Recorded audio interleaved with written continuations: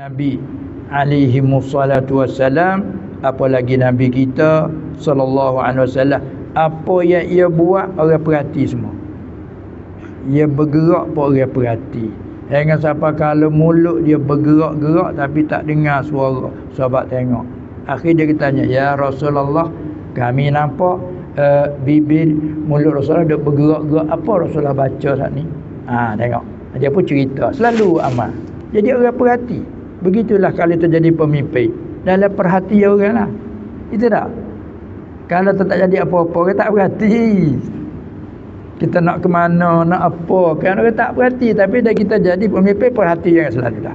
Maka perhati itu dua. Ada perhati nak tiru kebaikan, ada perhati nak menjatuhkan. Tak ada lagi dah. Tekah itu tak ada dia apa-apa, senang. Kan? Itu.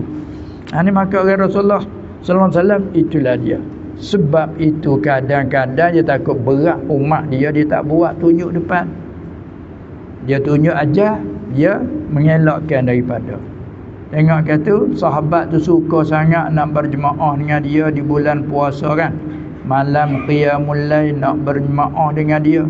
Dia tubik hanya semalam atau dua, lepas tu dia elakkan tak keluar. Sahabat ni sampai suka sangat nak berdoa dengan dia, sampai kita buat batuk pergi rumah dia tak. Ada batuk, ada kata solat. Dia sengka-sengka kata Rasulullah tidur. Rasulullah duduk diam je sallallahu alaihi wasallam. Tahu kata mereka tu duduk menjaga dia supaya tubik jemaah dengan dia sangat je. Bila dia keluar mari nak jaga, takut keliru, dia silap faham umat sahabat, lalu dia menyatakan, sudah dia salah, dia bangun ucapan yang bermaksudnya, aku tahu semua yang kamu tanahnuh kita sini panggil apa tu? Berdaham. Kata ni panggil gerahan. Ada berdaham-daham. Adanya batuk, buat batuk. Macam-macam buat. Ada dia bercakap, nyanyi. Aku tahu semua tu. Dan aku tahu pula tujuan kamu. Supaya aku keluar semaya dengan kamu, aku tahu semuanya itu. Tetapi sengaja aku tidak keluar kerana aku bimbang ke atas kamu. Nanti kalau aku keluar mengikut kehendak kamu tiap-tiap malam, aku bimbang takut diperdu atas kamu jemaah tiap-tiap malam. Beratlah kamunya. Lalu tu aku sengaja elak, maka kamu suka silakan. Tengok tu. Pas kita mari ni Nabi tak buat ni jadi kebesaran, Nabi tak buat berdoa. Tak apalah nak kata bidah tafsir lah molek. Sahabat tu Umar bila dia mengadakan tiap-tiap malam, dia berani mengatakan ni'matil bid'atu hazihi. Kalau nak panggil bid'ah pada lurah, ini sebaik-baik bid'ah. Tubiklah dua nama bid'ah, ada yang baik, ada kan.